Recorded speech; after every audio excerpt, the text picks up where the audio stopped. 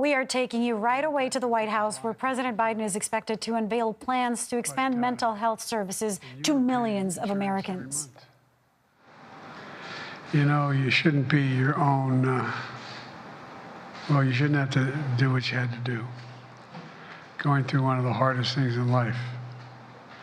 And by the way, Debbie, God love you. You're the best, Debbie, you really are. We wouldn't be here were it not for Debbie. That's not an exaggeration.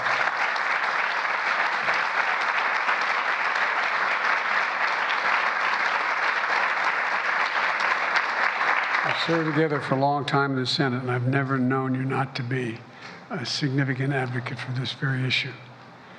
And I want to thank Acting Secretary Sue and everyone in the Department of Labor and HHS and Treasury for working to improve insurance coverage for mental health care in America. And folks, you know, I don't know what the difference between breaking your arm and having a mental breakdown is. It's health. There's no distinction. It's health. Vivek Murthy, who's our Surgeon General, and I talk about this issue a lot.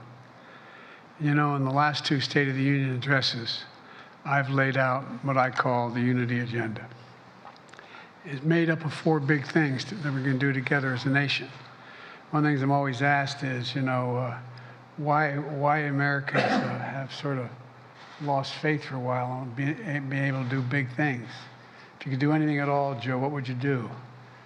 I said I'd cure cancer. They looked at me like, why cancer? Because no one thinks we can. That's why, and we can.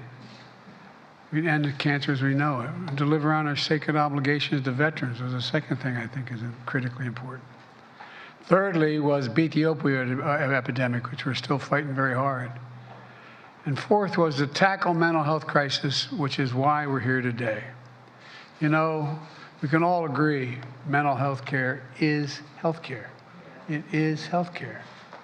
It's essential to people's well-being and their ability to lead a full and productive life, to find joy, to find purpose, to take care of themselves and their loved ones. It's about dignity. Think about this.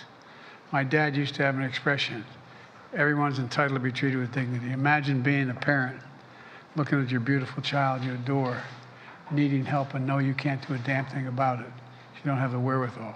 You can't talk about stripping a parent of their dignity, their inability to help their child, or their husband, or their wife, or their mother, or their father, or someone they adore.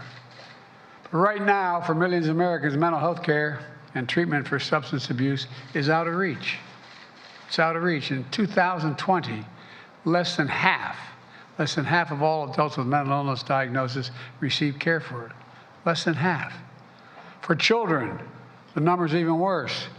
Nearly 70% of our kids who seek care for mental health or addiction cannot get it. 70%. Talk to parents and teachers. Talk to the school nurses and counselors. Talk to young people. They'll tell you there's a serious youth mental health crisis happening right now in this country. We must fulfill the promise of true mental health parity for all Americans. Now.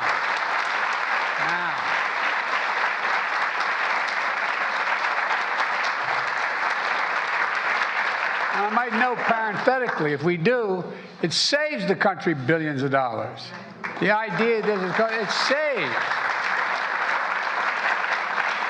Here's what it means. Almost 15 years ago, the Bipartisan Mental Health Parity and Addiction Equity Act became law. It called for health insurance companies to cover mental health care and treatment for substance abuse at the same levels of physical health care. Because just like when you break your bone or you have a heart attack, when you're having a mental health crisis, you should be able to get help, medical help, professional help. During the Obama-Biden administration, we worked hard to put this law into effect. And the result, by some important measures, there is greater parity, not nearly a greater parity today than in the past. Look, there's lower copays for mental health care, getting rid of some arbitrary limits on the number of times you can see your therapist each year. Plus, for the first time ever, the Affordable Care Act made mental health care an essential service, which means many health plans must cover it. But there were these were important steps, but they weren't enough. we're still not where we need to be. We're still not there. Insurers still make it far too difficult to get mental health care. Their networks of providers are badly inadequate, with far fewer psychiatrists, therapists, and other mental health professionals compared to all other medical specialties. Now, as a result, even with private insurance, patients are often forced to seek out-of-network care at significantly higher cost if they can find it. Seeing a therapist can cost $200 a visit or more. That's $800 a month if you have a session every week, which is often what patients need. Many families, significant number of families, cannot afford that.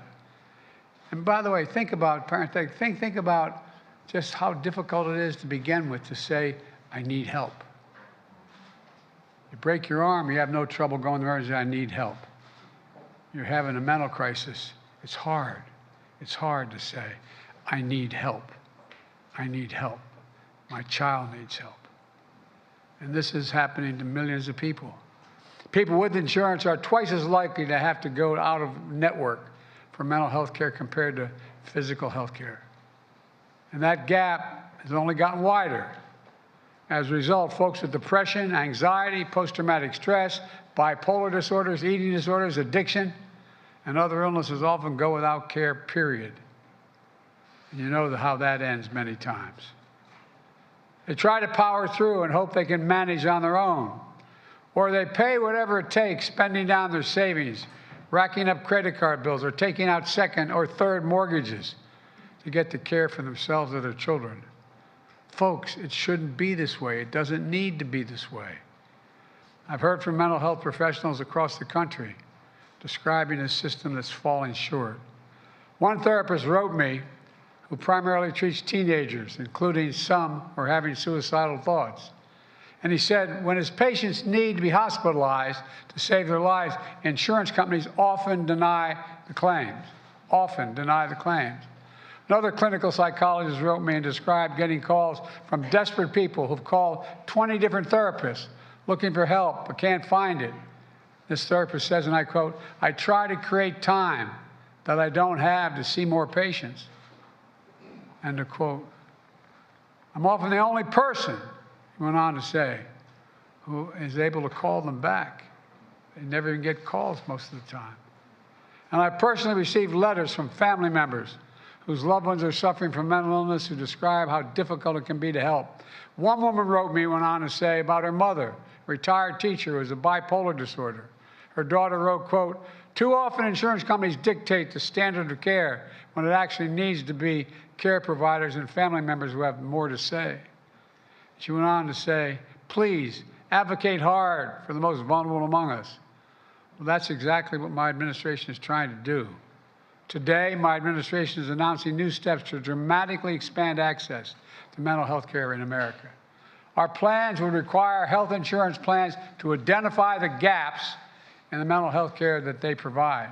For example, they need to measure how many mental health providers are in their network, how much they are paying these providers, how difficult it is for someone to join their network, how often doctors have to get the so-called prior authorization before they can treat a patient. Some of you have dealt with this more than once. You get referrals to see mental health specialists, but when you make the appointment, they say, I can't see you until your doctor submits the paperwork and gets special permission from the insurance company. Give me a break. It's ridiculous.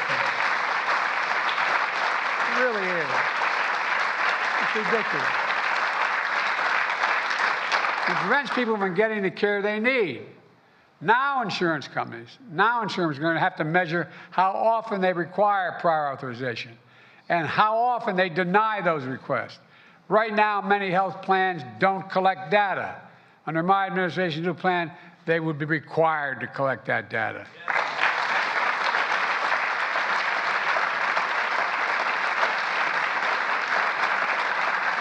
And under the existing law, when facts reveal that mental health care is not being treated on par with physical health care, they'd be required by law to fix it. Fix it, fix it, fix it.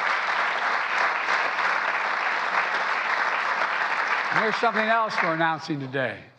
When the Mental Health Parity Act was passed 15 years ago, there was a loophole. Health plans that are offered to state and local government employees did not have to comply with the Mental Health Parity Act. More than 200 health plans nationwide were left out. Now we're making it clear they have to follow the law as well. They must follow the law as well.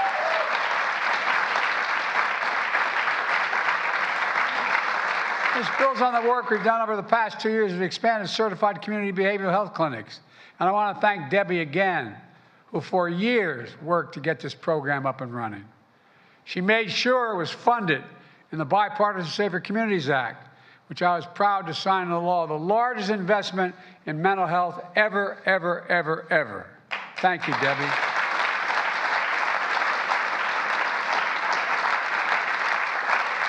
These clinics provide a range of services, including crisis support available 24 hours a day and 7 days a week, and they serve anyone who needs care regardless of their ability to pay. There are now 500 of these clinics in 46 states. We've added more than 140 during my administration, and we're going to keep increasing the number because we need more than the 500. We've also launched a nationwide crisis hotline, 988. Let me say that again. The crisis hotline is 988, where you can connect with a trained crisis counselor 24 hours a day, 7 days a week. Over 5 million people have called that hotline since I launched it a year ago. 5 million. And we say we don't have a problem.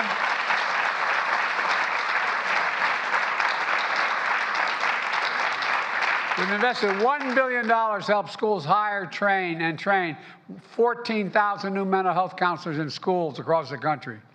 And we're taking steps to address the harm of social media is doing to our young people, and it is doing harm. We've got to hold these platforms accountable for the national experiment they're conducting on our children for profit. Later this week, senators will debate legislation to protect kids' privacy online, which I've been calling for 2 years. It matters. Pass it, pass it, pass it, pass it, pass it. I really mean it. Think about it. You ever get a chance to look at what your kids are looking at online? Folks, the actions we're announcing today represent a real step forward to help millions of people get mental health care they need, and their insurance should be, and the insurance should be provided. It should be provided. But there's still so much more to do. Improving our mental health system means addressing the 3 C's: coverage, care, and causes. Today, we took a big step in coverage. Now we need to keep expanding care. For example, by increasing access to telemedicine, expanding our mental health workforce, doctors, therapists, and counselors, expanding it. We need to address prevention and the root cause of the pain and trauma that a lot of people are feeling, like loneliness and isolation, social media and online bullying, gun violence, and we're still feeling the profound loss of the pandemic, as I mentioned, of over 100 people dead. That's 100 empty chairs around the kitchen table. Every single loss, there are so many people left behind and brokenhearted.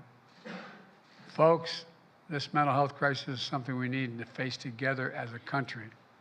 We have a moral obligation, in my view, to be there for each other, to reach out, reach to our neighbors in grief and stress and trauma and despair, reach out to them, to offer help or just a listening ear, to have the courage to ask for help when we need it, and it's hard, because we know that even when it feels as dark as it can get, we aren't alone. It's important for people to realize they're not alone. That's what I want everyone, that's what I want for everyone in America, not feel isolated and alone. To know their country has their back and their president has their back. Let me close with this. Many people will have to seek mental health care at some point in their lives. Whether you're in a red state, a blue state, it doesn't matter. Mental health care can be life-changing and even life-saving. For all those brave enough and strong enough to seek help, and I mean that, brave enough and strong enough to seek help, we have to do better. Together, I know we will. We just have to remember who we are, for God's sake. We're the United States of America. Think, we're the United, there's nothing beyond our capacity. Nothing beyond our capacity when we do it together. So God bless you all, and may God protect our troops. Thank you so very much.